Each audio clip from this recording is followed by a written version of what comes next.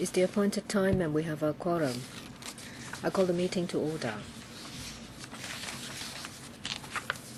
I'd like to remind members that if you have a direct or indirect pecuniary interest to any items under discussion, please make a declaration before you speak in accordance with rule number 83A, rules of procedures. And I'd like to draw members' attention to rule 84 of the ROP in relation to voting when it comes to matters in which you have direct pecuniary interest. First item, FCR 2012 to 1316.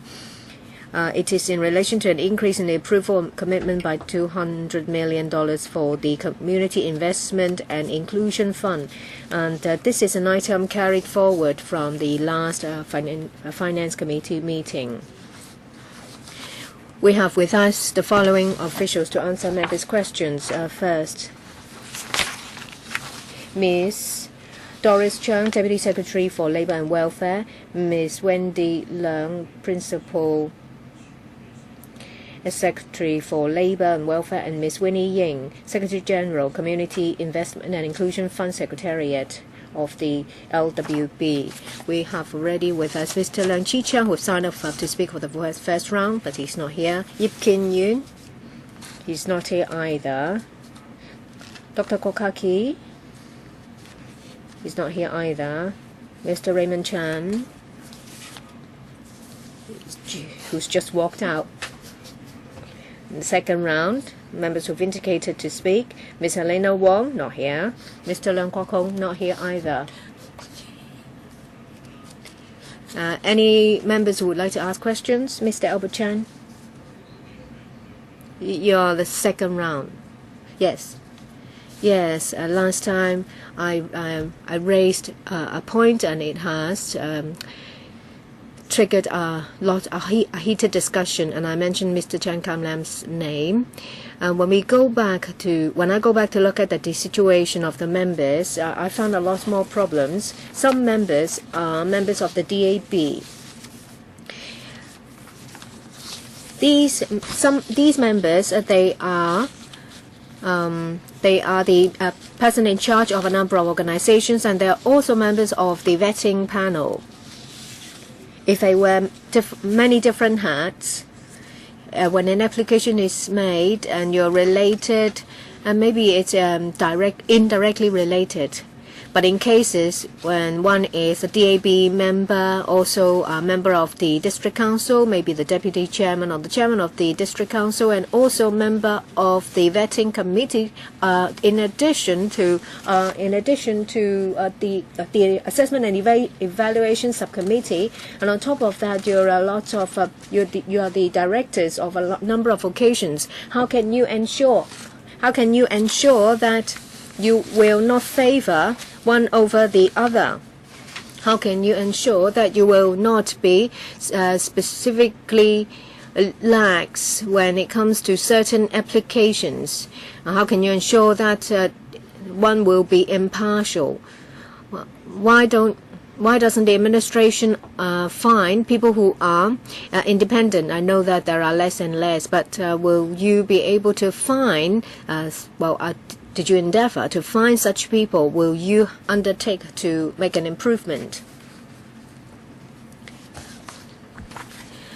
We appoint on the basis of meritocracy.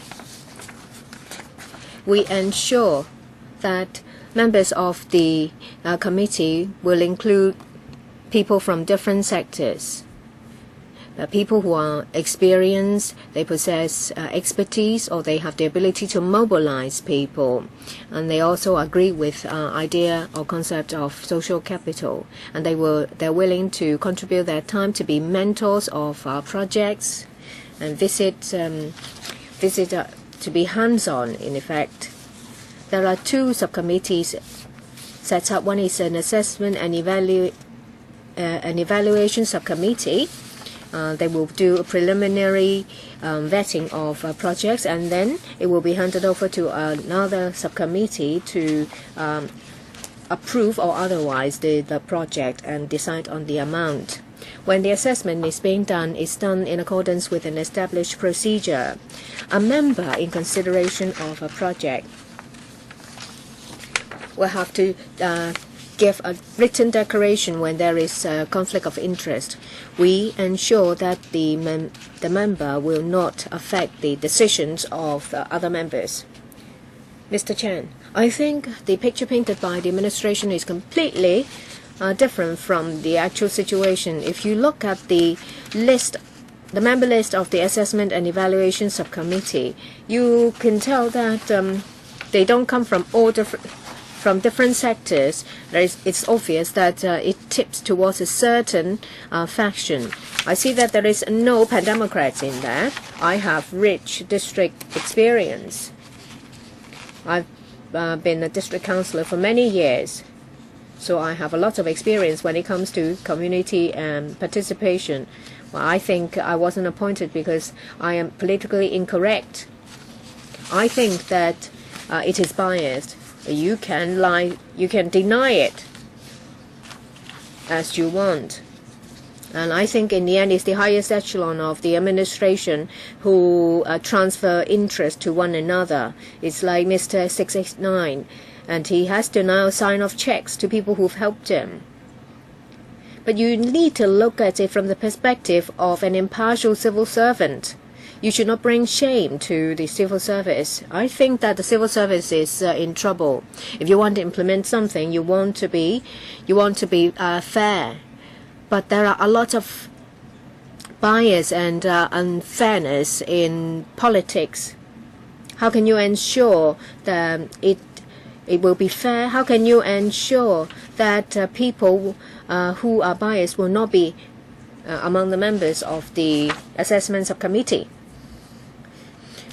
When we appoint members, we will not take into consideration their political affiliation. Can you give us further information about the appointment of the members? Your time's up. Would you have to queue up again? Ms. Helena Wong, speaking for the second time. Thank you. We'll follow up on this point. Last time I raised it about the representativeness of the members and organizations.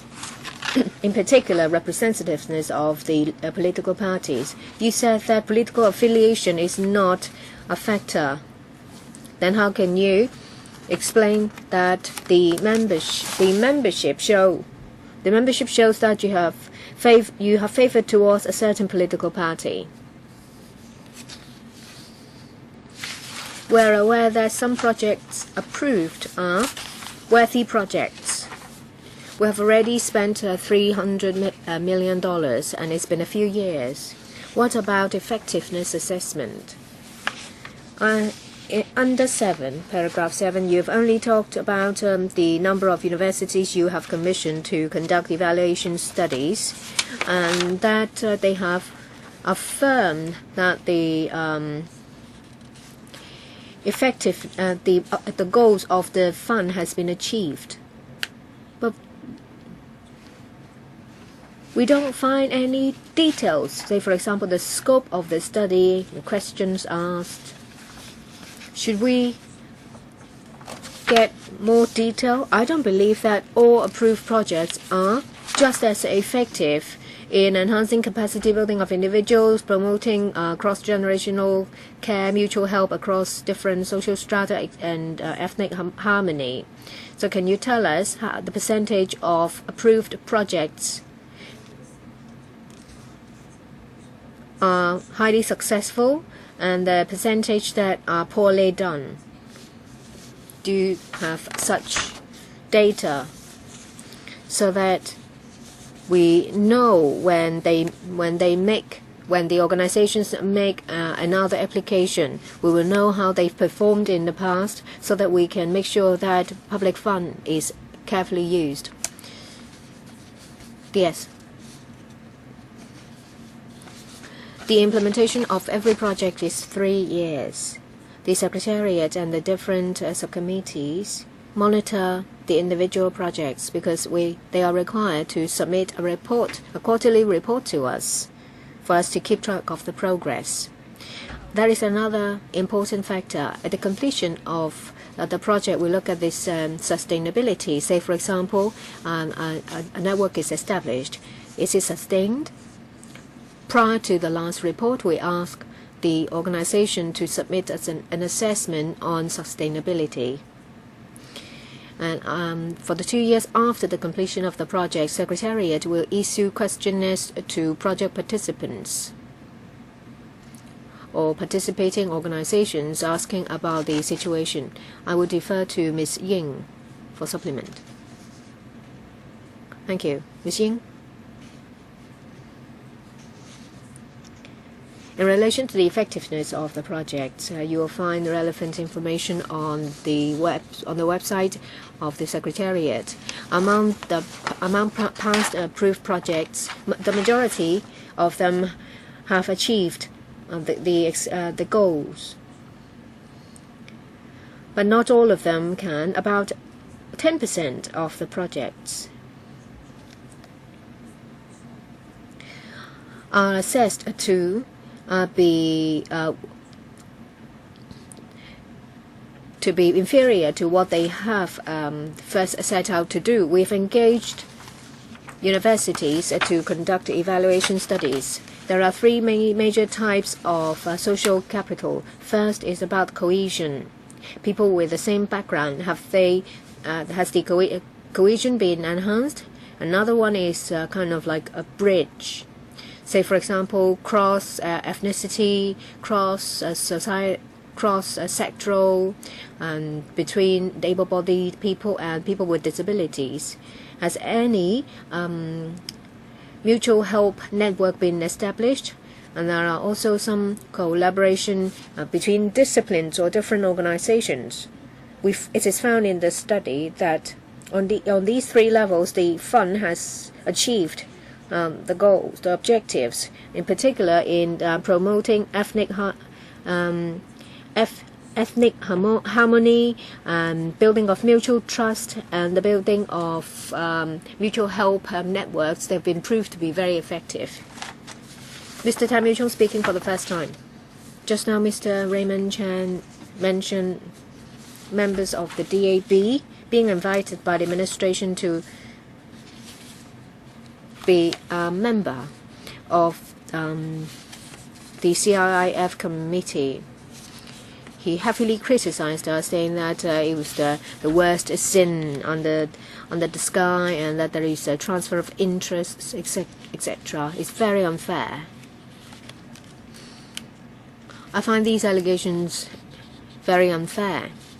The DAB did not nominate any of our members to participate in the CIIF. We have not made any applications under the fund. We have a lot of members in the DAB, and a lot of them have got rich experience in district work. If the administration would like us to help, we will not stop them.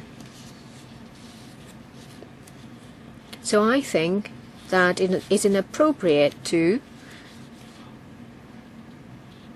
look at DAB members under a biased light or an undesirable light, thinking that we were doing something unbecoming and smear us. And I solemnly clarify here that make a clarification here, and I ask members not to smear members of the DAB. You don't need an answer from officials. No. Mr. Raymond Chan speaking for the first time. Well, I think the administration is setting members of the DAB up. The fact is that a lot of their members have been appointed. They said that, well, there is political affiliation is not a consideration. They just close their eyes and pick them at random. And in the end, most of them are from DAB. We asked, but they failed to give us details about the selection and the appointment. Say, for example, the nomination process and the selection process. Will they consider appointing members on a rotational basis, or let different political parties or organizations make their own nominations? perhaps DAB, in order to avoid being misunderstood, ask the members to turn down the invitation. I will save some time for the DS to answer. DS. I thank Mr. Chen for his question. I would like to reiterate the objective of the fund. It is to enhance cooperation and to build different platforms to enable mutual help to develop social capital in the community. So we will not consider membership appointment of members on their political affiliation. What we consider is, say for example, if the member has a rich experience in this sector, and can he promote social capital in his sector? If we look at the 18 members, a lot of them come from the business sector. We would like to, as we've said last time, ask people from the business sector to help us develop social capital. We also have a large number of members coming from the social welfare sector, some of them from organizations, some from the academia or the education sector. We do not consider from the political affiliation. So how about the nomination process? Do you just come up with your own list and then ask them whether they are willing to do it? You can say that you didn't consider political parties, and it's just a coincidence that all these people come from the establishment camp. But yes, you may also appoint some members of the Democratic Party. However, for those that are more radical, you will definitely not appoint them. Now, for this CIIF, it has been established for 10 years, and we have had over 200 projects. Now, the members come from different walks of life. For example, some people may have taken part in the projects themselves. They may have coordinated some projects, or they may be academics and they have studied social capital. So these people will be our candidates. Mr. Chen Ji-chin. So in the future, will you consider taking different political parties into account so that DAB would not be misunderstood? So that, and also for other political party members, it seems that now they do not have an opportunity, and it also leads to misunderstanding in the community. Well, I would like to reiterate, when we consider appointing members, we would strike a balance amongst people from different walks of life, and political party is not one of our considerations. Well, I don't think she's going to answer me. Mr. Abraham Sheikh, first round. Chairman, let us not waste time on the membership. Let us just approve the funding application for the CIIF. And if a certain political party is interested in sending its members to join this CIIF, then they should just give the names to Ms. Doris Cheung. Otherwise, it's just wasting our time. So if you want to be appointed, well, you can give your name to the government, and if the government likes you, it will appoint you. Even though you are chosen, it may not be a good thing. So I don't think you need any response from the government. No response is needed. I just want to vote as soon as possible. Dr. Kwokaki, first round. You have no microphone?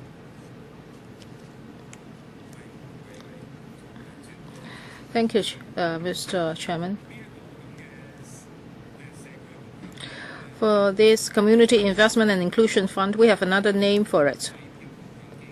It's called Vote Rigging Fund.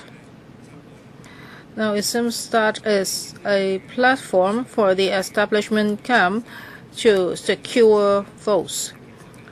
And many of the organizations under this political parties, they would apply funds from the CIIF, and then they would hand out sweeteners to Guy Fawkes. I think this is really outrageous. For the CIIF, originally it's a good thing, because in the community we need extra resources for the vulnerables. In particular, there are people that the SWD may not be able to reach. However, now there are problems, no matter whether it's the assessment or selections or in the subcommittees. It seems that all these are controlled by the pro-establishment camp, and I think the government is outrageous in doing this. Now, this is taxpayers' money, and now it becomes a vote rigging or vote buying mechanism. As legislators and as members of the community, we really hate it. I think some people may not like to hear this because they have spent the money in this way. I think there are a lot of organizations, for example, the Guntong, People's Alliance, etc. They are affiliated to these political parties, and I want to know where the money has gone, because I think they have been handed out as sweeteners before elections. No, this is not the case. We want to promote different forms of collaborations at community levels. When we vet the projects, we have very clear guidelines, and such guidelines can be found on the internet. The most important thing is that we'll have to look at the project, whether it helps to promote social capital development, and for the organization itself, how about its capability, etc. So as to how many people can be elected as district councillors, that's also an index, right? No, that is not an indicator. Maybe I can cite some examples.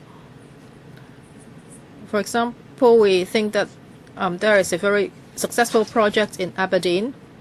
The Housing Authority, as well as some social welfare organizations and mutual help organizations, they join hands to work for this project. That is, they have house captains for a number of housing estates. Well, I would like to ask another question. Now, there are some political parties, they can give you some name list, and then Ms. Goh can look into such a list, and then you will choose accordingly. Now, if nominations come from members, of course, we'll take those names into consideration. But for the appointment criteria, as I said just now, is meritocratic. We would not look at the political affiliation of the person. Mr. Leung Chi-Chang, first round. Thank you, Chairman.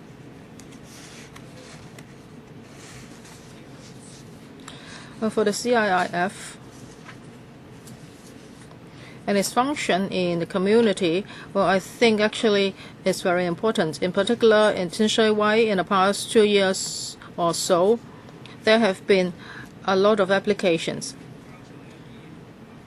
including schools, mutual aid organizations, or mutual aid committees, or social welfare organizations. And their services cover a huge area. In particular, they provide services to ethnic minority groups and new arrivals in Hong Kong. Also, they serve children from poor families. I have been officiating at their ceremonies, and I've witnessed that they have made a lot of effort. Some members said that this is like a fund for people to buy votes. Well, we are directly elected members. You haven't been to these districts, and now you're pointing fingers at them. You're criticizing the CIIF. Actually, a lot of organizations are working very hard to serve the community. I think what you're saying is really unfair. So maybe you should be invited to the districts to actually witness what they are doing at the district level. That will be fairer. Otherwise, your criticism is not helping. and your remarks are unfair to those who make such huge efforts to serve people. When I look at the list of the members, actually some of them do not belong to the pro-establishment camp. For example, Mr. David Chen is a good friend of Mr. Albert Chen, and he also got support from Mr. Albert Chen when he ran for the DC election. Mr. Albert Chen, you can respond to me later. So I don't think you should look at it from a political point of view. Don't think that these people all belong to the same political party. Please look at this in a fairer manner, because we are talking about livelihood issues. This is not a political issue. Thank you, Chairman. Second round. Dr. Fernando Chang. First round, Chen Hongban. Well, I didn't really want to speak, but I've heard some outrageous remarks, so I would like to respond. Actually, for this CIIF, I am not involved in its work. However, I've seen many social workers and organizations working very hard to serve the community. The Salvation Army, the Boys and Girls Association, Tonghua Group of Hospitals, Seng Kong Hui, Princess Margaret Hospital, etc. If you think these organizations are not really working for the welfare of people, I really don't know what the social welfare community would think.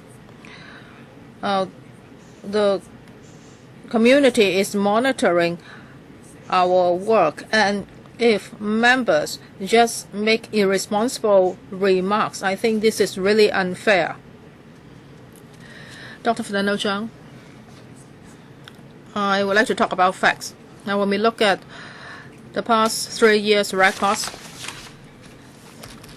that is for phases 15 to 19 CIIF.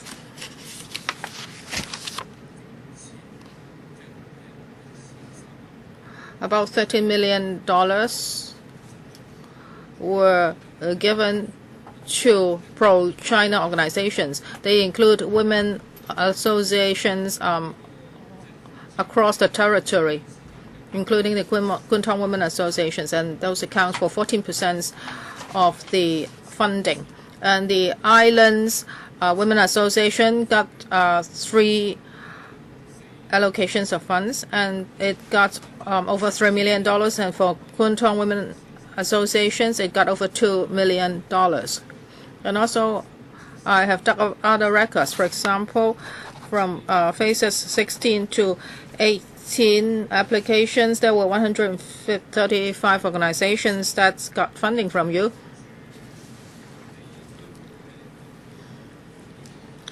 And for Kwun Tong People's Alliance, as well as Islands Women's Alliance, within 3 years' time, they got 3 fundings. But the success rate of application is on the average 1/4. So these 2 organizations performance exceptionally well, and they had some outstanding achievements. So that's why within 3 years' time you granted the applications for 3 times. And for Salvation Army, as well as Tonghua Group of Hospitals, they also made applications. However, for the services, some of them cover the whole territory, and some of the services cover a certain number of areas. However, for these 2 organizations, that is the Kwun Tong and Islands organizations, they were just serving 1 small district. So why was there such a result? I would like to thank Mr. Chang for his questions. Whenever we vet projects, we would look at our criteria, and also there is a ratio. For example, 10% would be allocated for the clarity of the goal of this organization. Well, don't just read out from your paper. For the Islands Women Association and the Kwun Tong People's Alliance, within 3 years' time, each of them got 3 fundings. So it's obvious that it's easier for them to successfully apply for funds. Well, can you let her explain? Please let her explain first. You can follow up later.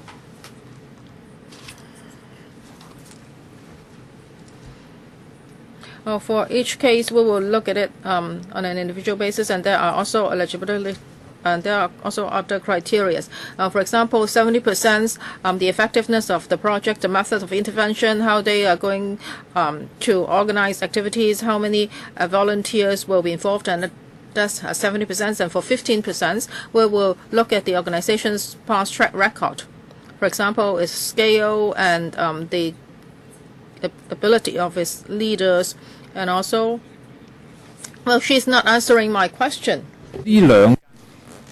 I think she's not giving me any specifics. These number of organizations have, in a very short time, received a number of fundings.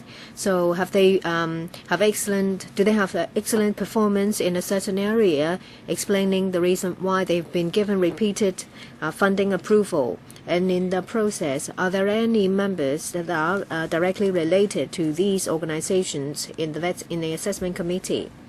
As I said, 15% of the score covers their basic capability. If it's the same organization, last time in an approved project, it was very successful. So the scoring of the 15% of the organization's capability may be higher, but the scoring criteria is not that if once you've succeeded, you will always have a high score. I will defer to the Secretariat. Can you explain about the relationship of interests? When we decide whether to approve funding for the next batch, we will look at the result of development of social capital. Apart from the examples given to you, there are some projects that have been approved with second or third batch. Say, for example, there is one called 晴天計劃我有心 in batch 8. They are co-organized by 2 organizations. And I don't think my question is being answered. Maybe you will ask in the next round, because I have given them an opportunity to answer, but we did not get anything. Maybe next time you will ask a short question, hopefully to get a short answer. Mr. Long Kwok speaking for the second time. I would advise Dr. Fernando Zhang to spend $30 to buy the magazine showing Liu Meng Hong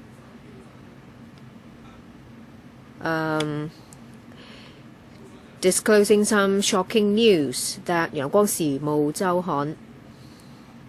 Well, I am glad that it was Mr. Lau who made this disclosure.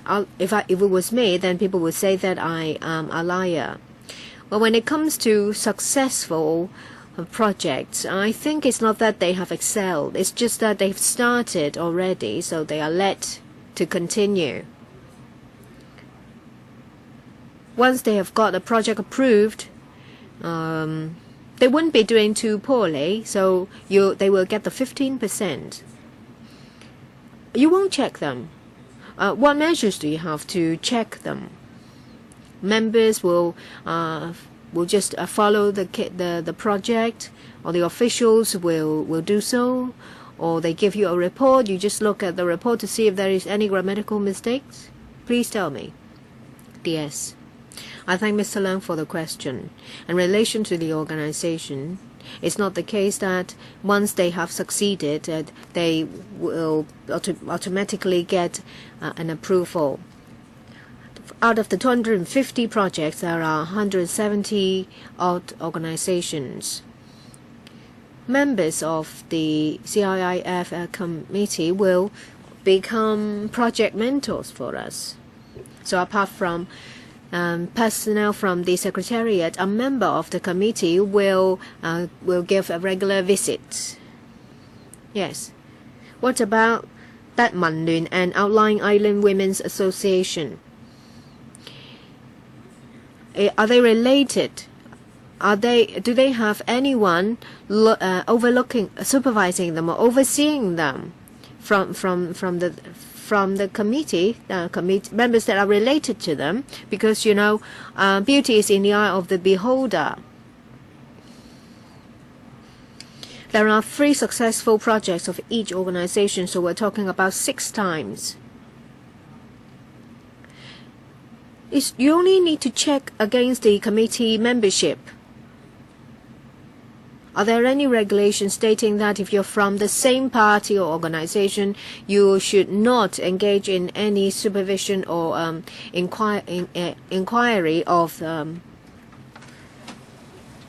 same organization? We will not ask members from the same organization to become a mentor. I don't have the list, but after the meeting, if you're interested, I will tell you the member assigned. But in the end, even if you're from a different organization, you are the loyalists. You won't have their title etched on their forehead. Say, well, I'm an idiot. You won't have the word idiot etched on your forehead. So you will not be able to tell. But I do think that they all belong to the same group. They are inbreds. Does it happen? Yes. The mentor is not the only member who will assess the project, because the members of the committee will look at the entire project and then give an assessment. Can you give me the list? Yes, after the meeting. Mr. Raymond Wong speaking for the second time. Well, I think that the DAB should not be too worked up, because the fact is that there are 2 members in a committee that belong to the DAB. Well, if you want to avoid that, you should have asked them not to become members. Mr. Chen Hangbang is right that this is not a giveaway group, but these house captain can make use of the information and try to lobby each and every household on the same floor. Yes, we're talking about social capital. I've read the documents. I'm a member of the PAC. A few weeks ago, we were looking at the PAC report on the CIIF about money for value audit. We're still chasing them for reasons. Is that right? The DS, you have to continue to give us explanations. The chairman, Mr. Abraham Sheikh, is here. We've dug up some old documents. I'm not going to go into details of the contents, but we are continuing with the investigation. What? I asked the chairman to judge. Well, I did not go into details. It's an annual exercise to see if they have followed up on the recommendations. Now we're talking about funding application. Well, I'm not going to talk about politics. You said that political affiliation is not the main factor. That means that this may not be a main factor, but it's a secondary factor to be taken into consideration. And today you change tact, you change your words. But it so happened that there are members of the DAB who are members. So it's either the case that they have so many members that you will always choose one, or you end up choosing one, or there is something fishy going on. You don't have to come back with witty remarks. We're talking about this funding approval. the time it takes for funding approval to be given is very long, and the amount of funding approved is on the low side. So we're talking about the management of the fund and the efficiency of the process of the application. Now there is a $90 million outstanding. You now ask for $200 million, so there will be $290 million left. And if you maintain the same efficiency, well, like what the PAC criticized you for, why do I have to give you money this time? Yes. Let's look back at the past 3 batches, and in each batch we have dispensed with about $25 million. If the funding approval is given, the additional $200 million will enable the fund to continue to operate till 2018.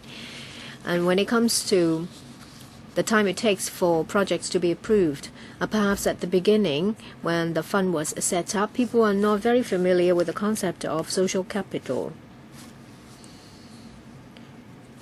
An application will have to come back into for a number of times for further information. Every time before application is open, we organize workshops for organizations about how to prepare their proposals. So in the past few batches, the time is taken has shortened. Well, just now you talk about 25 million a year. No, a batch. So, how many batches are there in a year? Application is open for once every 8 months, so about 3 batches in 2 years. And each batch 25 million. And with the 200 million injection, there is $290 million left. So it will last till 2018. Your criteria is, I think you have asked for too much. You asked for $200 million. You said it will last till 2018, but the time it is taken for processing the application is too long. You said there will be improvement, but we're talking about the committee members who are not very good. They may not know anything, and it will slow people down. So in the end, why do you still have the same people in the committee when they're not very efficient? The majority of the 18 members prior to their appointment have experience in promoting social capital, and they are experienced in the relevant projects. Mr. Raymond Chan speaking for the 3rd time. Just now, Mr. Leung Chi-Chang framed me because he can get away with it. David Chan was elected because DAB let him through.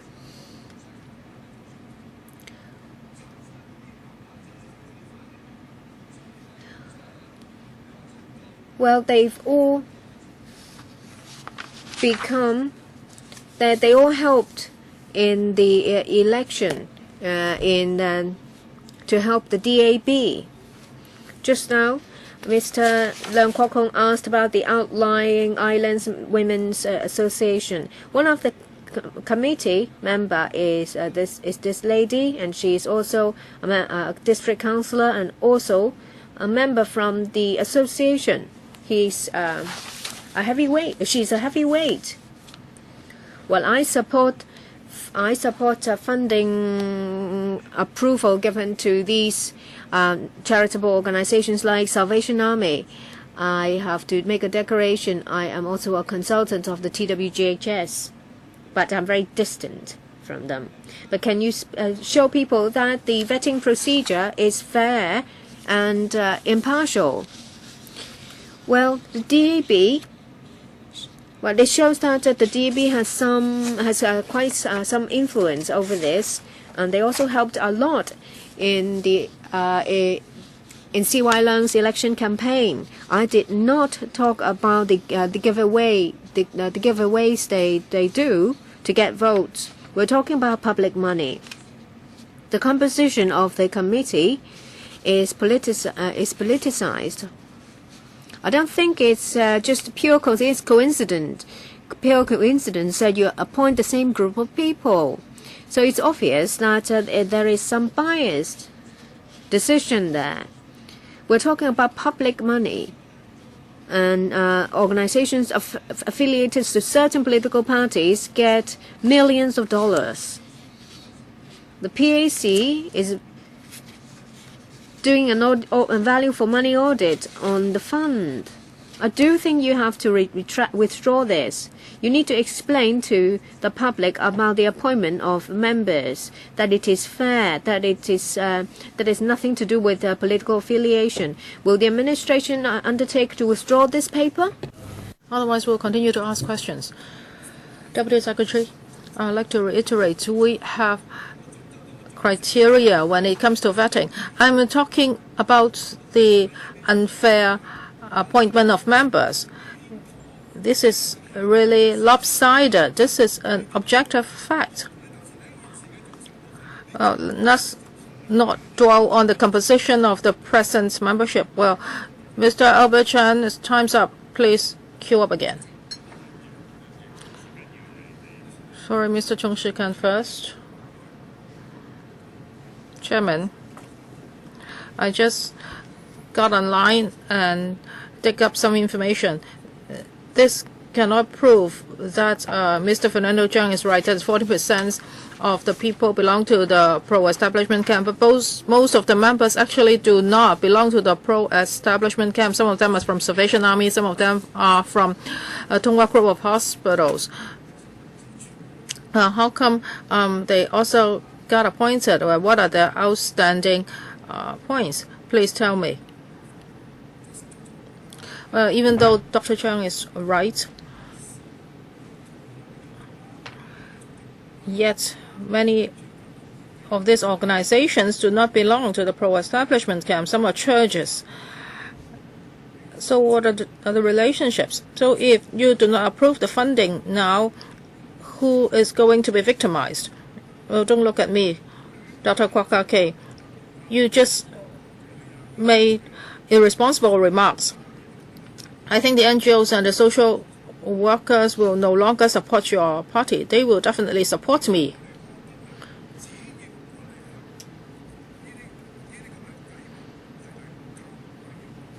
Well, as long as these projects can benefit people, then people will support us. But now you are looking at everything from a political angle, and you are smearing our name, saying that this is just a giveaway organization. So how about the other NGOs? How about the church people? What's the conflict of interest there? Deputy Secretary, well, maybe I can provide a piece of information.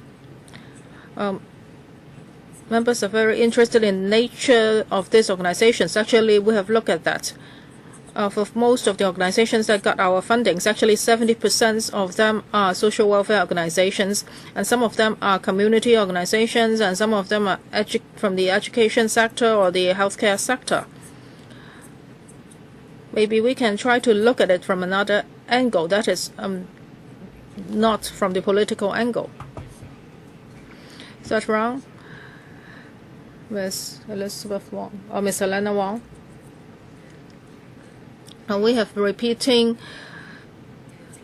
the same questions, but we are actually trying to discharge our duties as legislators. That is, whether the public money is spent in a fair and just way, and whether public money has been abused, and that is the transfer of interest involved. Now, for the 250 projects that have been approved, we can see that many of them were put forward by pro-establishment organizations. And also for the members of the CIIF, many of them belong to the same political party. So I hope that the government can undertake to do this. That is, the committee should be restructured as soon as possible so that there will not be many misunderstanding and DAB would not think that it's been misunderstood. For Chao Chin-hang, she is a very important member of DAB and the Women Association. And for the 250 successful cases, many of them were from the associations or organizations under the Women Development Associations. So for the Women Development Association is kind of left-wing. It seems that most of the women organizations' successful cases are related to the Women Development Associations. And Chao Chin-hang is a very important person in the Women Development Association, and has she taken part in vetting the relevant applications? Was there conflict of interest? Was there transfer of interest? Please let her answer the question first. Now you just have a 3-minute round. Thank you. We have a mechanism. Just now I mentioned that for the applicant's organization, if one of our members actually belongs to that organization, then he or she would have to make a declaration of interest. And also, when he or she makes assessments, she cannot try to affect the decisions of other members. So for the fundings that were related to the Women Development Association, Chao Chin-hang was not involved in vetting the applications. Yes, if there was conflict of interest, she needed to declare her interest. So you don't know whether there was a conflict of interest on her part. Now, for example, we know that she is the chairman of the Outlying Islands Women Association. So if there's an application from the Outlying Islands Women Association, Ms. Chow would make a declaration. And if the Secretariat noticed that, the Secretariat would also ask her to make such a declaration. Now maybe the Secretary General of CIIF can also answer this question. Ms. Jing? Ms. Leung, you want to answer the question? I would like to give you a piece of information. Other than declaration of interest, that particular member, if he or she has already declared that he has a relationship with that organization, or he's a friend, etc., then he would not take part in vetting the project. So he himself would do that, or you would monitor the situation? Was it the Secretariat would monitor that? So if the situation is very clear, well, of course, we will know the background of the member. And if he has conflict of interest, he would have to sign a form to certify that. Now, when we look at history, we know that for the CIIF, when it was established, it was because the government was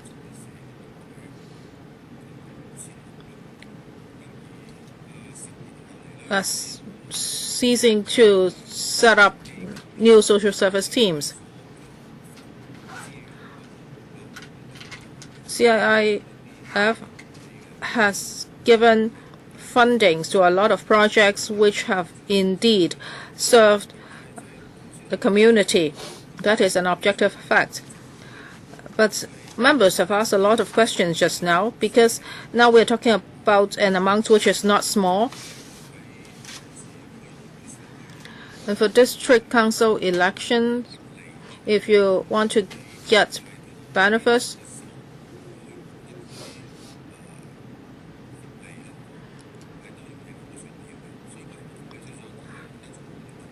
if benefits have been given by certain people to district residents, then of course the residents would elect this person. So we are very concerned. For the CIIF,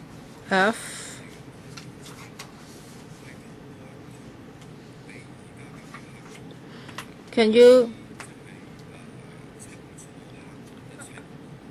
have clearer objectives or mechanisms which are more transparent. Then if people know the scoring system for application of funds, then people's concerns or worries would be much allayed. So would you consider this? That is, now it's just a conceptual thing. Can you turn these conceptual criteria into more objective criteria? Because now there is a lot of room for maneuver. We don't know what criteria or benchmarks are used. We don't know how the scoring system is like. So that's why people query. And people may also turn to conspiracy theories. Now, other than objective criteria, would you also consider this? That is, for SOCO or EOC, they have this more or less the same missions as the CIIF, and they also have credibility. So you can appoint members from these organizations to join the CIIF. Then you can also allay people's worry.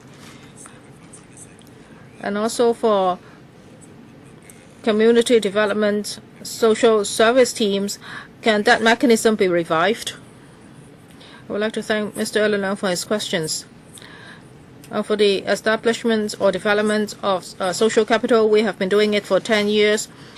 Many organizations already know very well about this, and over the past 10 years, there have been many successful models. So it's easy for people to make reference to. Also on our website, we also mentioned that when it comes to measuring social capital, there are 6 areas. First, the building of social network, confidence, solidarity, self-help, mutual help, social engagement, information, communication, etc. So these are the areas we will look into, and I hope that you will agree that they are objective criteria. And also for people who take part in the projects, whether their values or roles have been changed. For example, in the initial stage, maybe that person is being helped through a project. However, after the project, that person can help himself, and eventually he can help others. So we also have some objective benchmarks to measure these. And also how many volunteers and social workers are involved, etc. As for the appointment, we also adhere to the principle of meritocracy.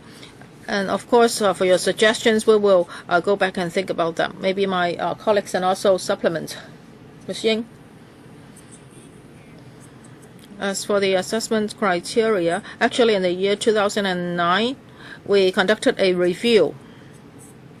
And we set out 11 eligibility criteria. For example, whether the community needs can be, or demands can be objectively assessed, who are the partners,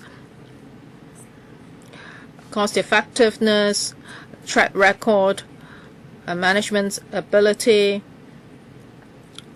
and what kind of difficulties will they encounter and how are they going to resolve such difficulties, etc. So there are 11 criteria. We have also revised our application form accordingly, and under each of these criteria there is a space for the applicant organization to fill in, so they would know very clear how we are going to make judgments.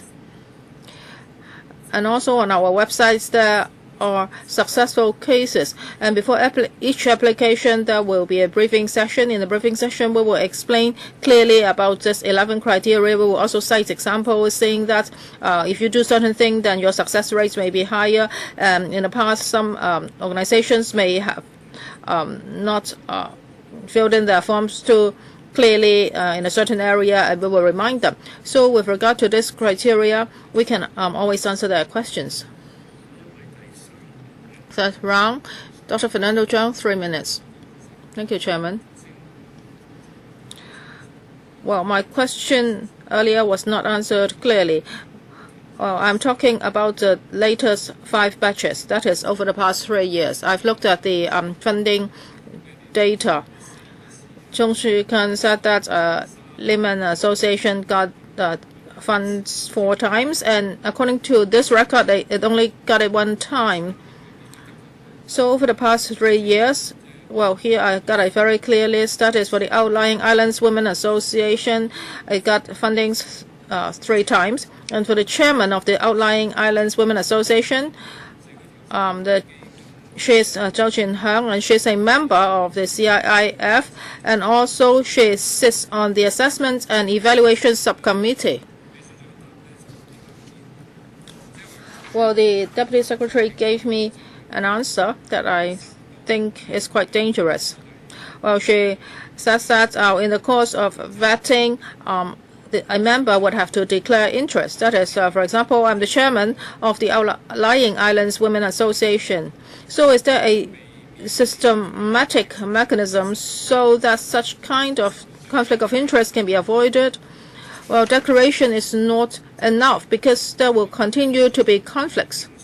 Well, Chairman, we've been talking for such a long time, and I am worried about this. That is, for the CIIF now it's been reduced to a tool for securing funding by political parties. I think my concern is validated. I did not say that all China-affiliated groups have got all the funding. Well, you've already spent 2 minutes on this. Mr. Zhang, if you repeat what you said, you won't be able to get any answer. Well, I'm going to ask now. I wasn't talking about taking it all.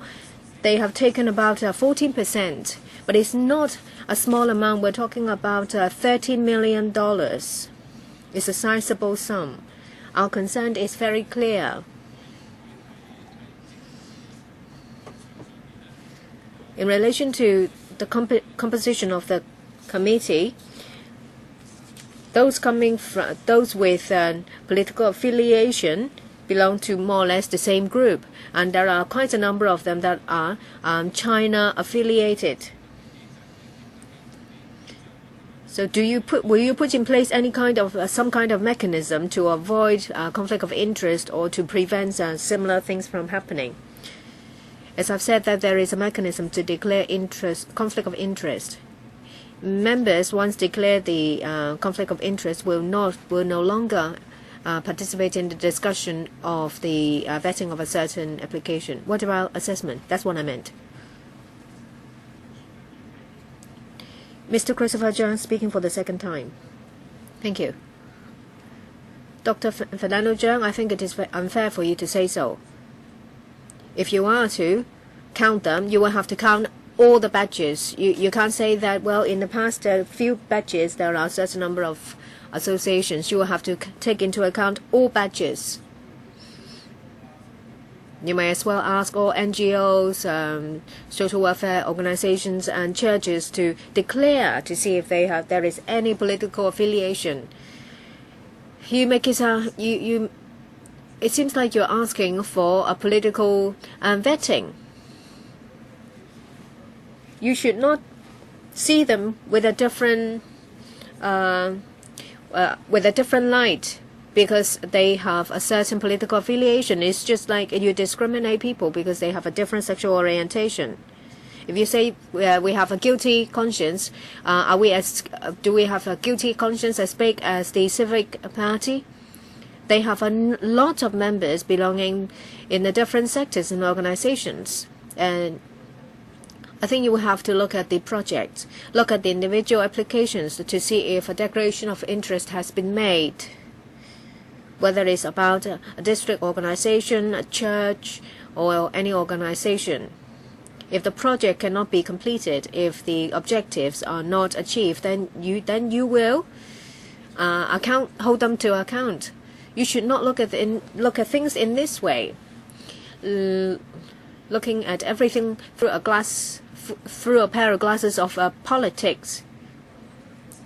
If that is the case, we should do so starting from the first batch all the way to the 19th. Otherwise, it's unfair. You talk about layman Wu. Well, let's talk about Salvation Army. Over the batches, they have got over 10 successful projects. Is it the case that they are better than others? It will have to be fair.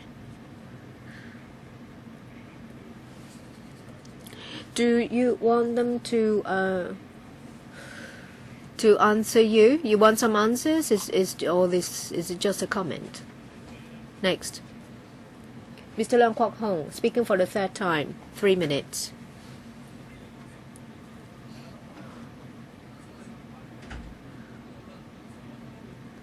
Well, if the members on this list are affiliated with DAB, then you will know where they stand.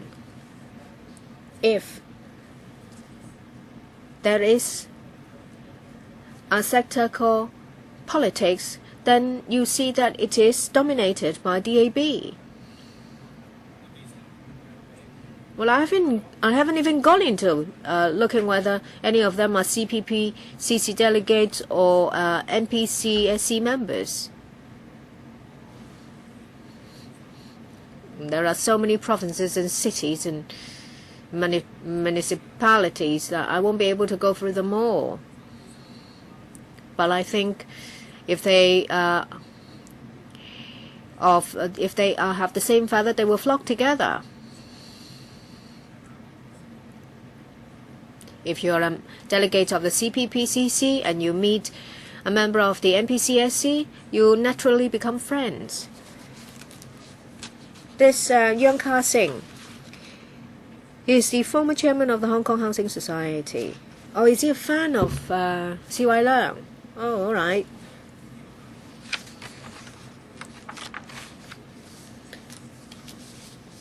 There is actually a way. If you want to find representatives of, say, a sector of politics, then why do you have to just go to one single group? And you're doing it so obvious that that is glaring at us. If you eat in a toilet and do a business in a toilet, then I can say that it's very unhygienic. I think it is similar here. It's akin to what I described. There is a very strong suspicion of conflict of interest, and it has to be improved. If you just want to serve the people, then take away people with a political affiliation and add more stakeholders and representatives from the welfare sector. What is the difference between TWGHS and DAB? The former has motories that serve the people, serve the poor, whereas the DAB, they have a place for zombies. The TWGHS is renowned for providing such services. And even for layman Wu, it's akin to TWGHS. They're renowned for doing social services. And that is not the core business of the DAB. Ms. Helena Wong. I didn't hear what the official said in reply to a question about Chow Chun Hung, about an important figure of the Women's Development Association and that issue might deal with processing applications. You said there is a mechanism for making declaration. Can you give us information as to whether she has participated in vetting any applications and whether she has made any declaration? And do you know that a number of women's associations in the districts are affiliated to the Women's Development Association? Yes. There is a declaration form for members to fill in. If they really have forgotten to do so, we will remind them. If we know that the person is related to the organization under application, we will remind them, and we will also remind them not to participate in the discussion. So is it the case that she has made all the declarations and refrained from participating in the discussion and the vetting? Yes. You're sure? I find it puzzling. You ask, you appoint such members because the member is familiar with that area. Say, for example, the person is familiar with women's work. And if an affiliating organization makes an application, then a declaration has to be made, and the person should refrain from participating in discussions and monitoring the project. Is that right? If that is the case, then the member cannot perform his duty in the organization. Is that right? There are altogether 18 members. As I've said, that they come from different sectors. There are other members from the social welfare sector.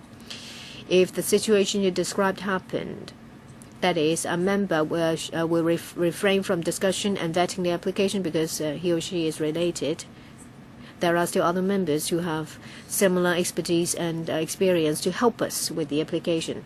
Dr. Fernando Zhang, speaking for the 4th time. If Mr. Christopher Zhang would like to analyze all the projects under the different batches, I would welcome it. I was just looking at the 5 batches over the past 3 years as an example. My question was very clear. In the Council, we have had 2 discussions. A large number of members made it clear that the CRIF, whether it is composition of the member of the committee and the assessment subcommittee, is there any inclination towards a certain organization or political party? And the result is that some pro-China organizations, say for example the outlying Island Women's Association and the Kwun Tong Resident Association, they have obtained quite a number of successful applications with a sizable funding. So apart from the established mechanism, which obviously fails to prevent what we concerned from happening. So in the future, how can you prevent, how can you avoid favoring a certain organization because for political reasons? When we appoint members, we do not consider their political background. We would like to have people from different background and sectors joining the committee, and in the future we would like to have more cooperation with the business sector. Hence, we appoint quite a number of businesses sector members. There are also some coming from the various other sectors, say for example education, academia, and social welfare. Dr. Chang, you've asked the questions for a number of rounds. I think you need to ask your question again in the next round. You have to be very precise because next time you're going to only have 1 minute. Mr. Wu Chi-wai speaking for the 2nd time. I think I'm speaking for the 1st time. I heard from the administration about the declaration system. Sorry, you have 5 minutes. But you've asked a question last time. That's why I told you that you're speaking for the 2nd time, because that is so written by the clerk. Sorry. I'd like to clarify. I heard from the administration that about the declaration mechanism which was in place in 2009. However, the Audit Commission in 2010 October on the declaration system and also on the CIIF, there is a detailed report.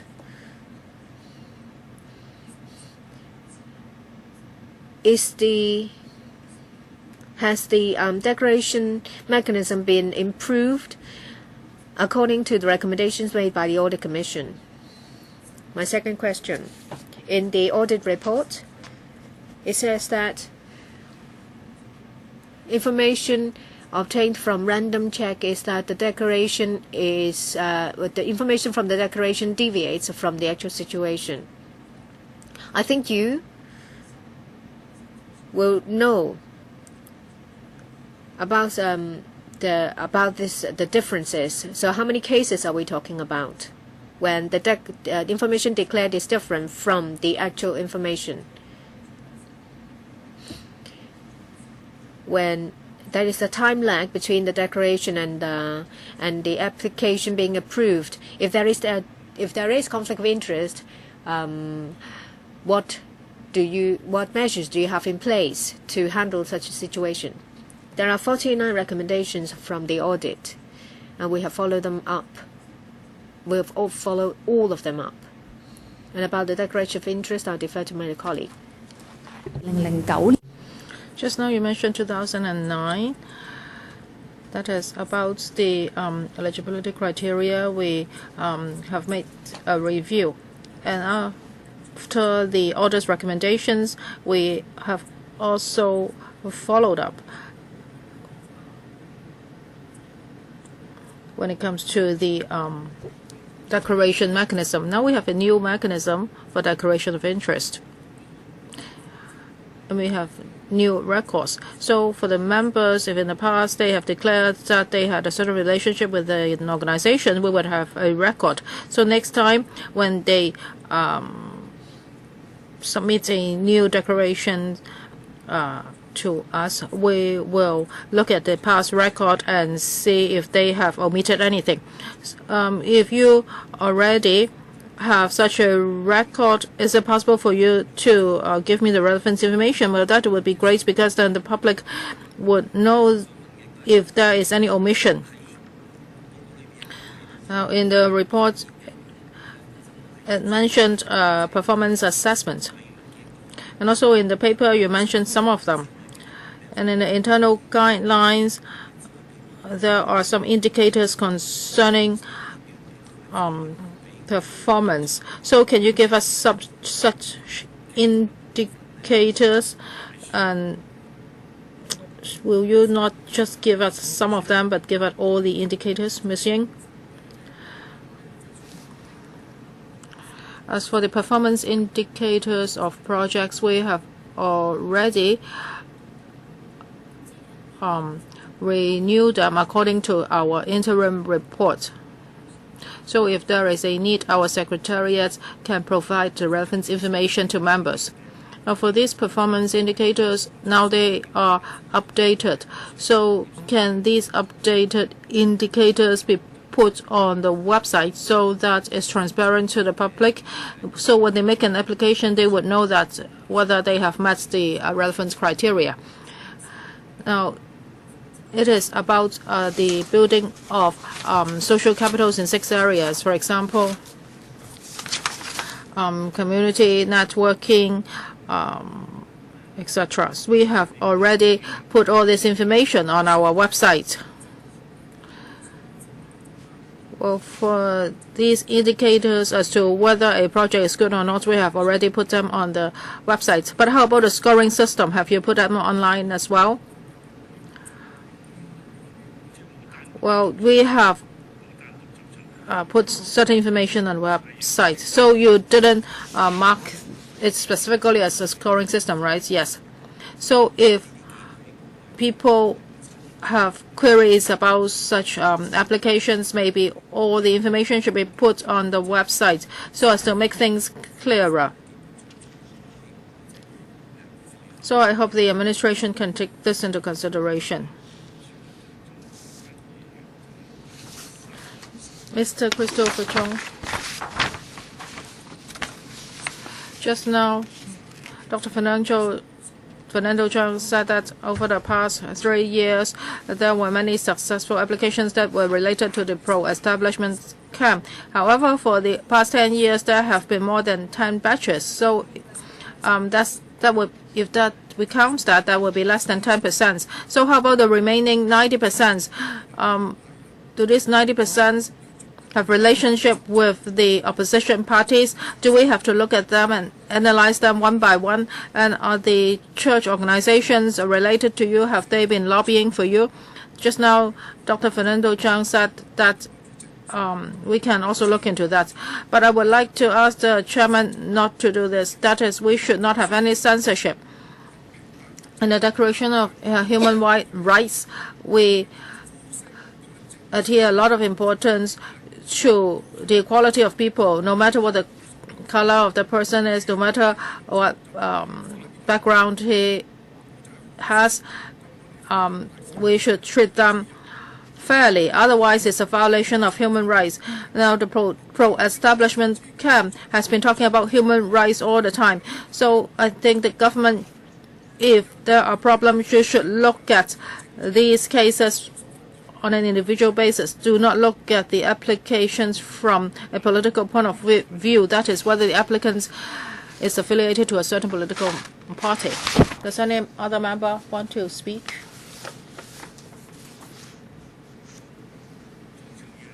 Dr. Fernando Chang, did you press your button? Dr. Chang, this is the 5th round, so only 1 minute.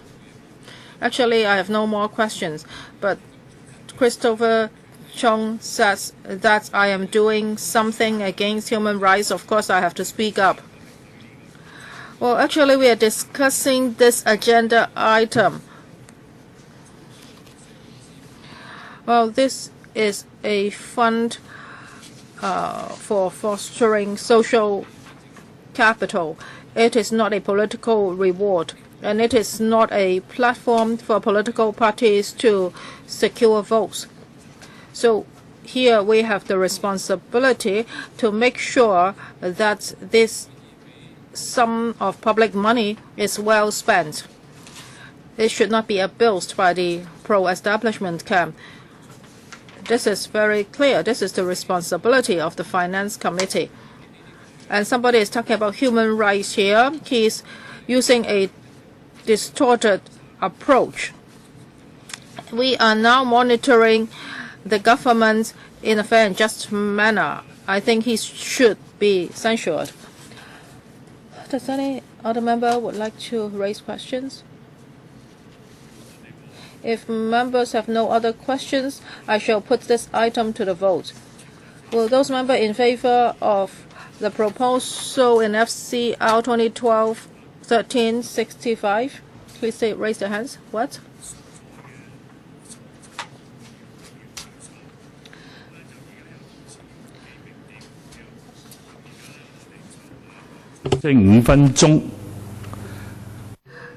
Some members ask for a division. The bell will ring for 5 minutes.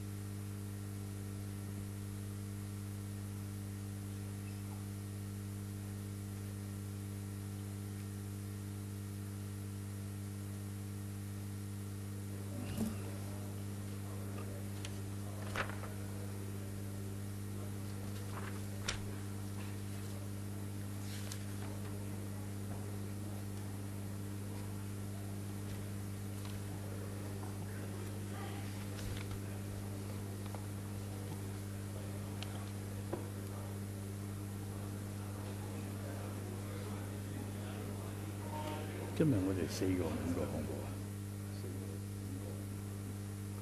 睇下加多15分鐘搞唔搞得掂啊？至多都可以加15分鐘。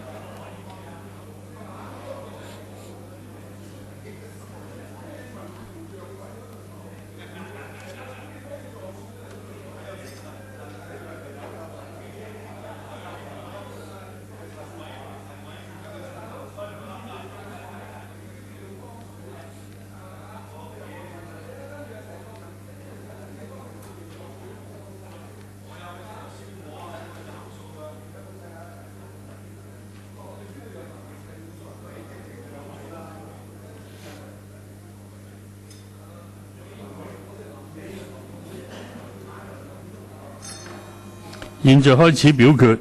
Now let us start voting.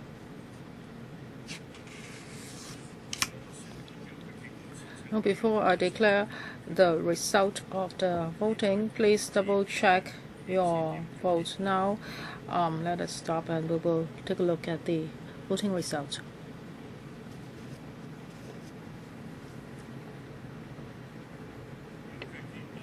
This is the voting result. 44 votes are in favor of the proposal and 4 votes are against the proposal. Please keep quiet. 44 votes in favor and 5 votes against the proposal. The proposal is approved. Agenda item 2, FCR 2012-13-66. Lotteries Fund had 341 non-recurrent grants. Members are invited to approve an allocation of. Members, please do not chat among yourselves. Mr. Albert Chan, I would like to seek clarification from him concerning political matters. Well, please go out if you want to do this, because if it's too noisy here, my ear is not that good, so I cannot chair the meeting.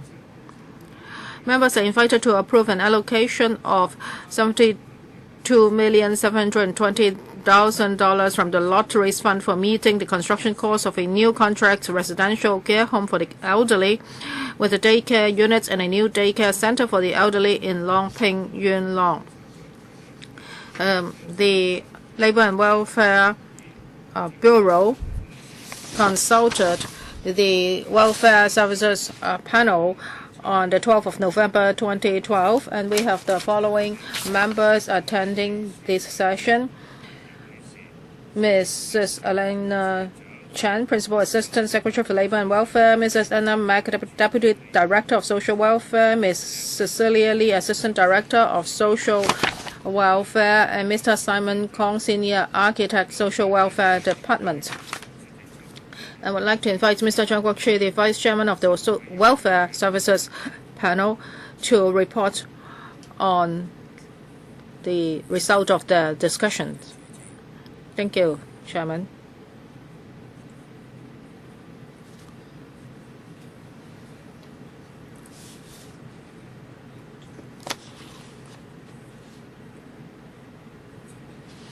I cannot find the report. Now I do not have a speaking note. Mr. Zhang Guoqi. Thank you, Chairman. I can't remember the dates because I do not have the speaking note with me. Well, at the Welfare Services Panel meeting, we discussed this, and we all supported this proposal. Mr. Tan Ka-bill. Thank you. 5 minutes. Yes. Yes, there may be no objections and we will support this proposal, but still we wonder why it's taken so long. Assuming that it's approved today, it will be commissioned in 2022, 2021 or 22. So we're talking about a lead time of 10 years.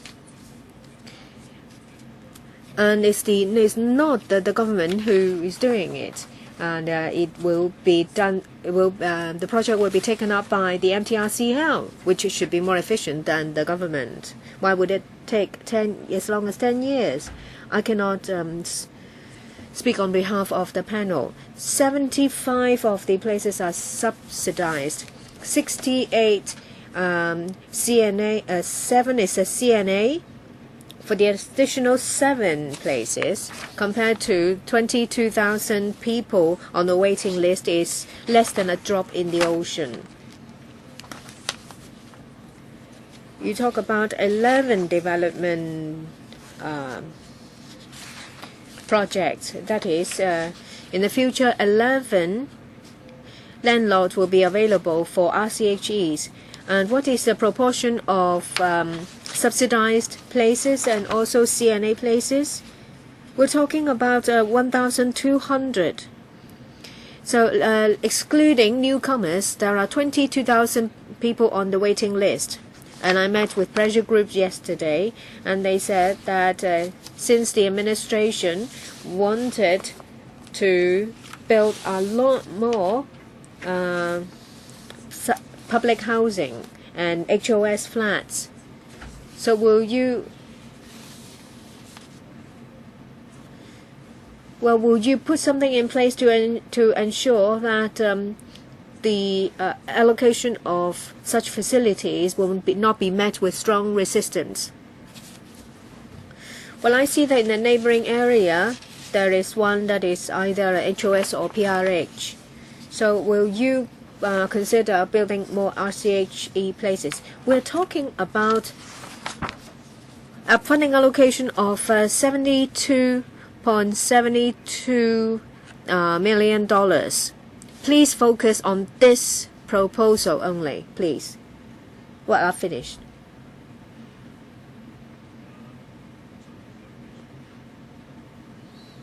PAS. I will ask the Assistant Director to answer you. In relation to the long lead time, I think it involves, because it involves 2 procedures. First, construction of the buildings. We ask the developer to, within 72 months, complete the construction of the building. And that is part of the terms of the tender. In the panel, a member raised a similar issue. We undertook to see if we can compress the time further in the tendering process. And in relation to the places, we adopt a 9-to-1 ratio. So most of them will be nursing home places. And out of the 11 sites, it is not within a residential estate of the HA, the Housing Authority. We closely liaise with the HA, and when there are new developments, we will put in our request as part of the plan. I've come across a case for an RCHE in Tung Chung that funding approval was given in 2006 and it was commissioned in 2011, only a lead time of 6 months. So how come the government can do it faster than the MTRCL?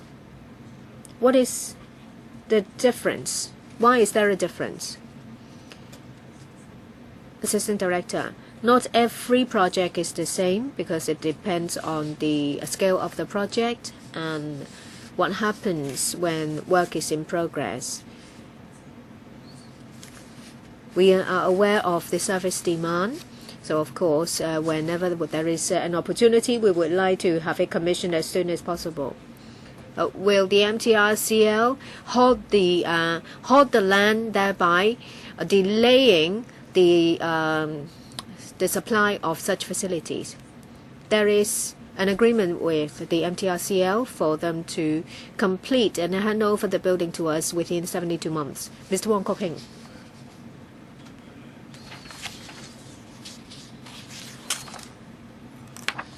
There are tens of thousands of elderly people who are in need of residential care homes. There is this funding approval, but I think that the amount is too small. It's less than a drop in the ocean. It's not proportional. And it will take a long time, many years, before it will be commissioned. It's disappointing. Members asked questions and criticized. I think it's perfectly reasonable, and it exactly reflects the discontent of our elderly citizens. I have a question, but I don't know whether the administration can answer. If they can't, I ask them to go back and find some information before coming back to us. In Siu Sai Wan in Taiwan, there is next to the government complex, there is a vacant site. A suggestion is made to you. A suggestion is made to you to put that site into RCHE facilities. And now instead of using it for RCHEs, you have to engage a security guard to keep an eye on the vacant site. I don't think it will take as long as 72 months, and you will be able to build something there. Can you answer me? Assistant Director. Thank you for the question. As far as we understand, what Mr. Wong mentioned is not just about an RCHE, is a comprehensive or integrated project. So it's not just about what happens in a single department. You talk about an integrated service. A part of it will be residential care homes. How come government departments cannot put their heads together to make sure the site is used as soon as possible? If you cannot answer, well, Professor Chan, SFST, will you follow up on this? Because you are the highest ranking of all here. Will you follow it up? Because we're talking about valuable resources of the government. On one hand, we have tens of thousands of people waiting. Some of them die before they get a place. And on the other hand, we have a project that takes so long. Secretary, are you going to answer?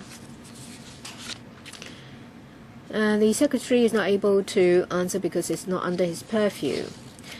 Members, there are 4 other items. This one is carried forward from last time. There are 5 more members who would like to ask questions. If you repeat each other's questions, I understand that you are all very unhappy, but if you continue like this, proposals of the other proposals will have to wait. You don't have to worry. No, I'm not worried, just that you will have to come back next time. If the administration cannot answer me today, then I'd like them to go back and get me some information and come back to us. Next, Ms. Alice Mack. Chairman, you may think that I'm repeating. And if I'm doing that, it's because I'm very unhappy.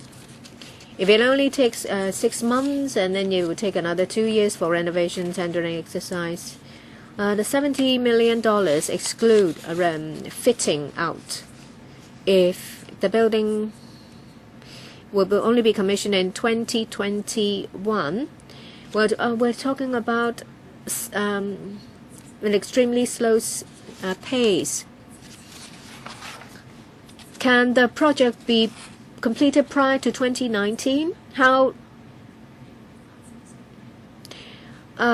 likely is it for it to be completed before the deadline? Is it within the developer's control? Thank you for the question. The service facility is only part of the project.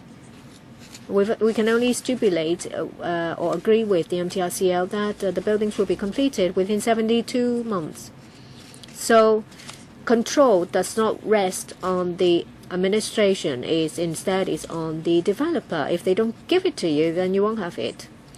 It's our agreement with the MTRCL that they will deliver the building within 72 months. Dr. Fernando Jones. If we don't ask questions here, we will turn into rubber stamps. I'm not going to repeat. I won't talk about inadequacies of residential care home places. I just don't understand what you're constructing for it to take as long as 6 years. It's right next to Long Ping Station. It's somewhere near the luxurious residential estate. It's an above station development of the MTRCL. I'm concerned. First of all, in the Welfare Services panel, when we asked follow-up questions for the daycare center and the RCHE, it's right in between the bus terminus and the luxurious residential estate. So it becomes a buffer. We're very concerned about noise pollution from the bus terminus. We get the reply that it will be all right, that will be double glazing. But what about air pollution? And they think that the environment itself is okay. We can't turn it down. But I think the administration deliberately does it this way. They put in such facilities as a buffer between the bus terminus and the luxurious flat. When it comes to noise pollution, they say there will be double glazing, and they've completely neglected the air pollution. I think that they will put a lot of the MTRCL will put a lot of effort on the luxurious flat, and they won't really be bothered with the RCHEs because it may affect the sale of the flats to have such facilities nearby. So they will first complete the flats before they will complete the RCHEs. And you allow the RCHEs to be used as a buffer between a buffer from the bus terminus. It's a very accessible place. It's right next to a station. How can we turn it down? How can we not support it? Because we're talking about, after all, some places. Now that there is a site, you should do better in your design. We're talking about a lead time of 8 to 9 years. We have a long waiting list. We're talking about 5,000 to 6,000 people who have died before they are allocated a place. Can you do better? Don't put them at a place like this. And you should do better with the design. And what are you going to do with the air pollution? Assistant Director. Thank you. When it comes to service capacity, apart from this proposal, there are other ways, say for example, bought place, and increase the number of places in existing homes, and various other ways to increase supply. And about environmental issues, before the project commences, we have done an EIA, an environmental impact assessment. I will defer to Mr. Kong for details. Mr. Kong, in relation to the EIA report, there is actually a detailed analysis on the site as a whole, impact, traffic impact assessment, etc. It's been approved by the Environmental Protection Department. When it comes to transport impact, since it is next to the railway station and there are roads, can I ask the Minister to focus on the question? I said I was talking about air pollution because it's right next to a bus terminus. Do you have any measures in place to protect our elderly inmates from poor air and noise environment. Well, that bus terminus is not a very big one. There are just 2 routes there, so it's a small-scale bus terminus. As for ancillary facilities, there will be noise insulators. He's talking about air quality. He says that buses will park there, so there will be exhaust emitting. So have you conducted any impact research? Yes, we've done that. Well, we need some petitions, and also for the building itself, the air conditioning system will be centralized. As for the windows, we will do more.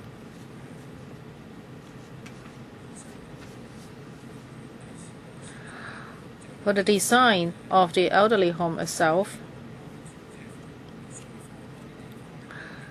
the dormitory will be away from the bus terminus. That is, other facilities will be facing the bus terminus, not the bedrooms, such as corridors and other spaces.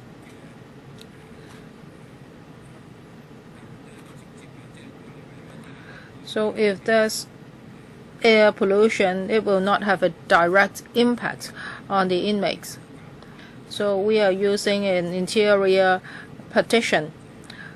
For the areas facing the garden, they will be designated as bedrooms. Sorry, please ask your questions in the second round. Time's up. Dr. Helena Wong, the Democratic Party supports this funding application.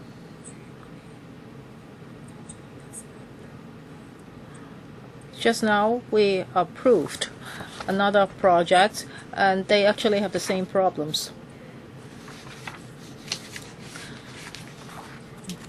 Well, for the lotteries fund, according to the information given to us by the government, now only people with professional backgrounds are given to us. How about their political affiliation? Is this just a coincidence? Zhang Kam-yun, Wan Chai District Councillor, directly elected member. You haven't given us the information, but actually she belongs to the DAB. So is this just a coincidence? That is, for all these committees, they at least have 1 or 2 DAB member.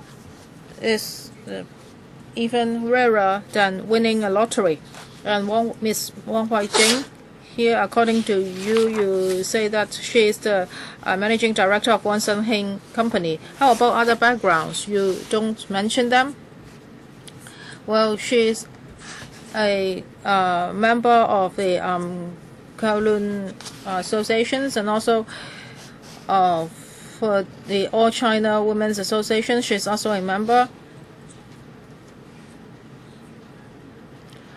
I think legislators and the public are concerned about this. That is, when the government appoints members to committees like this, and these committees actually have the power to grant funds, we are very concerned about their political backgrounds. Would that be one of the criteria for them to be chosen? Just now, we spent a lot of time on this kind of appointment, and you told us that political affiliation is not one of the considerations. And now we are seeing another case like this, and the DAB says that, well, we're discriminating against them. Yes, we understand that for district councils there are many DAB members. Yes, there are also democratic camp members.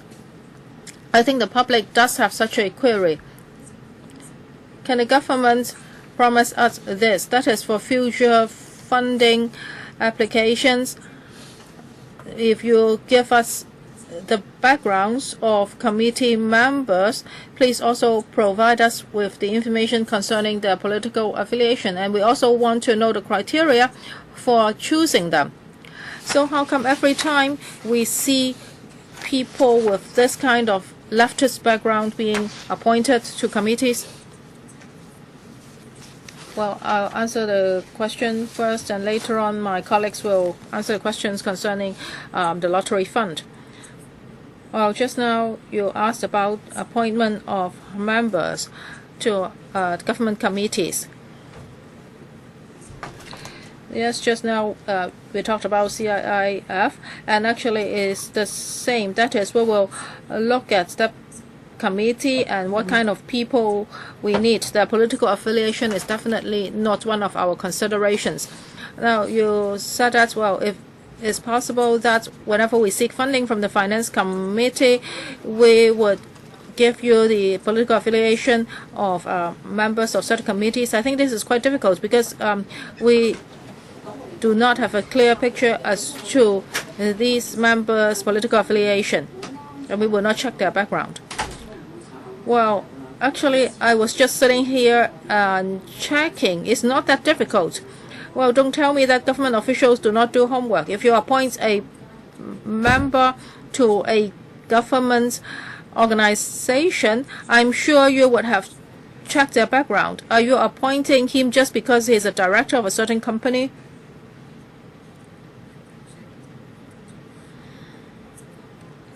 Deputy Secretary. Now, today we are talking about welfare. Now, if we choose a person to be a member of a social welfare committee, then of course we will look at that person's background, for example, his profession, what kind of services he has been engaged in, because he would have to give us his opinions concerning social welfare. But now you are lopsided. We are talking about meritocratic, but we also need to strike a balance. We hope what the government does will be trusted by the people. So in the future, when you seek funding from us, please give us the political background. Well, Chairman, I have a coarse voice today, so I shouldn't speak too much.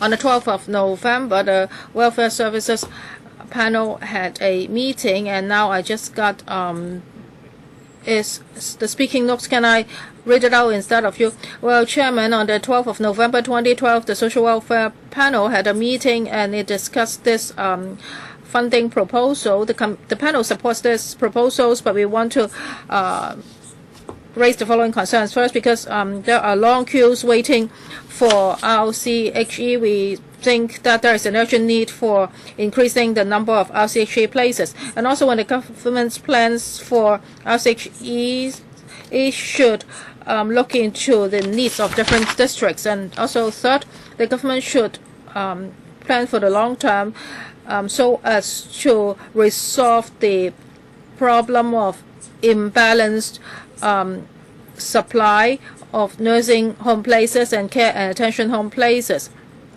And also, some members are very concerned about the living environments and services provided by private RCHEs. In particular, some elders may have special caring needs, and the government should also negotiate with MTRC, which is responsible for building these welfare facilities, so that the construction period can be shortened. And six, now this welfare facility will be built beside a bus terminus. The elderly will be affected by the exhaust emitted by the buses. Therefore, the government should explain to us why it has chosen such a site. Chairman, I would like to supplement. This is my personal view. Just now we talked about the environment of that site. I think this site is not good for building an RCHE, and if you are putting this RCHE there, you should come up with mitigation measures. But I haven't seen any mitigation measures. For example, how about a comprehensive air conditioning system? But when I look at the expenses, it seems that there is no such provision. Now you tell us there are just 2 routes at the bus terminus, but after completion there may be 12 routes there. So maybe after completion you should conduct another EIA. And if there is a need, the government should provide comprehensive air conditioning to the home. And of course, you would have to shoulder the recurrent fee of electricity bill. Otherwise, nobody would be running the care home. Now, I think we have given members the relevant explanations in our supplementary document. Just now, 2 members raised their concerns about the site. Just now, Mr. Kong has also explained to you. In the future, when it comes to detailed design, we will pay attention to this. For this RCHE, we are very concerned about its air ventilation because we understand that this is very important for the elders' health. Just now, you mentioned a number of residential places. Now, this is just one of our projects. There are different channels through which we are trying our best to increase the number of places. I have talked about that just now, so I'm not going to repeat myself. As for choosing a site, we have to look into a number of factors. First of all, the area of the place. If it's too small, then it's not suitable. Then we will have to look at the environment, its convenience, because we wanted to enjoy a convenient traffic system. And also we will have to look at the long-term use of that particular area. So we have look at different factors. Now, other than identifying sites in new development areas, we would also talk to NGOs. If they have some redevelopment projects, maybe they can also add this facility. So this is what I want to supplement, Chairman. Any follow-up questions? Members, we only have 2 minutes left for this meeting. And now Dr. Fernando Zhang wants to ask another question. Does any other member would like to ask a question about this item? If there are more members who would like to ask questions about this item, then we would have to defer this item to the next meeting. Members, do you still want to ask questions about this item? Dr. Fernando Zhang, please be succinct. Yes, thank you, Chairman. I would like to thank Mr. Chang Kwok-chi. He reported to you on the Welfare Services Panel's discussions. Now, it's very obvious that the government has not answered all the questions raised by the Social Services Panel. Well, in the government's paper, it says that when it comes to noise, it said that if there is a need, we are talking about paragraph 11 of the paper, it says that if there is a need, the bedrooms of the RCHE will be installed with double glazings. Well, just now we were told that the bedrooms will not be facing the bus terminus. So are you joking? Now we are very concerned about the noise and the exhaust from the bus terminus, and you are saying that the rooms will be equipped with double glazing, but actually the bedrooms are not facing that side. How funny. So what game are you playing? Please be frank. Please be honest with us. So if the bedrooms are facing the other side, why do we need double glazing? We are talking about the side facing the bus terminals. Just now, Mr. Chang Kwok-chi asked that question. And I also asked you about air quality. That is, what kind of improvement measures will be in place? Will there be comprehensive air conditioning? We don't really want that because that's not green, but do you have other measures? I'm not an expert in this area, but here we are talking about an RCHE, which is just next to a bus terminus. And people would worry about the air quality and noise. I ask you questions and you give me silly answers. Well, just tell me what kind of improvement measures will be in place. Well, who's going to answer this question? Well, in paragraph 11, we say that if there is a need, we will do that. However, for the detailed design and actual facilities, at this moment, we do not have a detailed plan. But we understand members' concerns. So when we do the design, we will pay attention to members' concerns. Now you do not have a plan. So But you just told me that the bedrooms will be facing the other side instead of the bus terminus. Yes, that is what we are thinking now. We will try our best to do this. To put the elderly people away from the side facing the bus terminus. I want written information setting out clearly measures in place to mitigate exhaust fume problems, air quality and noise problems, and to explain why it will take as long as 6 years. The new government complex takes less than 6 years. You have to explain to me, because we have no choice but to support you. But you are too wishy-washy for us to support you. Thank you. When we talk about the 72 months, that is the longest time allowed, and that is part of the project. And about measures to tackle air and noise problems, we will keep that in mind. So will there be information paper, or are you going to revert to the panel? After the meeting, we will supply information paper to us. Does any other member wish to ask questions? If not, I will put this proposal to a vote. If you are in favor of FCR 2012 to 1367, please raise your hands. Those against? It's FCR 2012 to 1366. Majority of members support this project number 66. The project is endorsed.